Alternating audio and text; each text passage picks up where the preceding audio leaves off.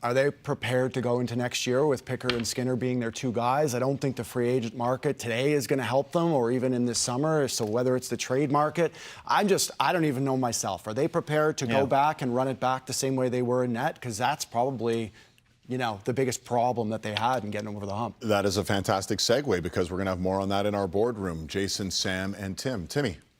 Thank you, Mr. Amber. Of all the UFA goalies this year, only Jake Allen and Ottawa backup Anton Forsberg posted a save percentage above 900. That's above league average. Is the goalie out there for the Edmonton Oilers to get better than what Luke Gazdic said in Calvin Pickard and Stuart Skinner?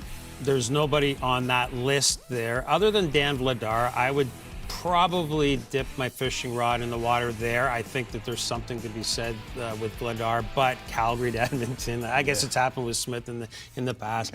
Here's something I'm going to keep an eye on. So Vancouver extended Demko. They extended Lankinen earlier in the spring or whenever that happened. By my account, that's two goalies. Two goalies for a long time here, okay? Shelov's just ran the table at the American Hockey League level, won MVP of the playoffs down there. They have a history of making deals with each other. I don't know what the value is there. They probably have to overpay, Edmonton that is, maybe a second-round pick next year to acquire somebody like Shelov's, but that would shore that up. It would be a lot better look than what they have right now. Now, listen, Shelov's struggled in the NHL last year, Sammy, but the previous year when he came in playoffs, he did a heck of a job for the Vancouver Canucks. So now what he's got, from a scouting perspective, he's got more high leverage experience running the table in the American League. That's no easy feat. Just ask Gaz and Army. That's a tough job down there, and that's the guy I would target.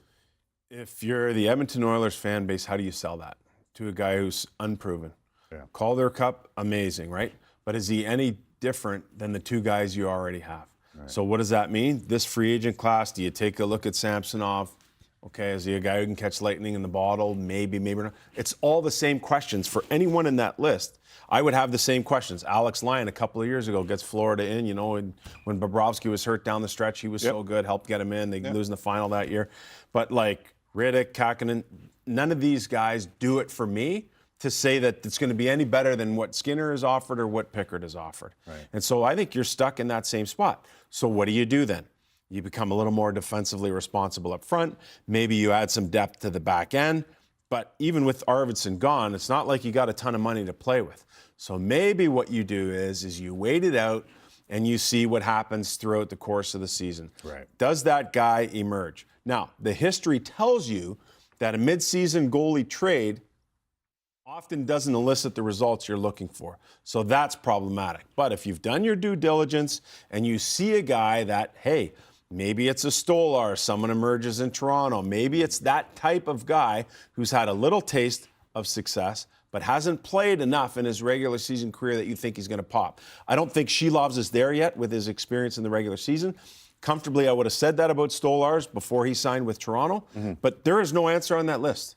There is no answer on that list. Let me throw a couple more things out at you, because the Oilers in 2026 are missing their first-round pick, they're missing their second round, their fourth-round pick, and their fifth-round pick. So there's not a ton of picks that they can deal to go get a spot. And then you look at this: Draisaitl, $14 million over 8. McDavid, 12.5 right now. Whatever he ends up doing, if he ends up doing. Bouchard, 10.5. Nurse, 9.5. Like, there's a lot of money tied up in 4 players. You can't just go out there. I mean, that's the problem in Edmonton. There's not a ton of picks and there's not enough of cap room. Listen, they're barking up a tree with no branches here. Like they have no draft capital. They don't have any goaltenders coming through the system, and you're going to have to take a swing, Sammy. Maybe Toronto's another one. Maybe you do take a swing. Toronto's, but they're going to have to do that. I will say this: that when I look at that board and I look at how the Edmonton Oilers, it's hard for a goaltender to trade places mid-season. Depending on how you play. So think back to when Samsonov was in Toronto. He's a believe it or not, he's 6'2". There's nights he looks like he's 5'9" because he's so athletic and he gets outside the post. He gets swimming around. He loses his size advantage. When you trade for a goaltender midseason, your goalie coach and the structure that you play with has to be appropriate for everybody to get involved and be the best version of themselves. I know that sounds silly, but that's the way it is for goalies as well. Right. How are they going to play behind a certain type of group? So that's what makes it tough. I would sooner roll the dice on something like Sheila. They're backed into a corner, right? Yeah. They're in a tough Where's Jonathan Quick spot. in all of this? I know he re-signed with the Rangers, but he'd be a fascinating guy to me. I don't know. Jake Allen, I thought, would have been a nice fit. But again, is he going to be the guy who's going to start and play your 50 games and into the playoffs? I don't know. They're in a tough spot. When I was making all these notes for today, I sitting around, I thought, you know who would be really interesting and might have a history is the Blues and Joel Hofer.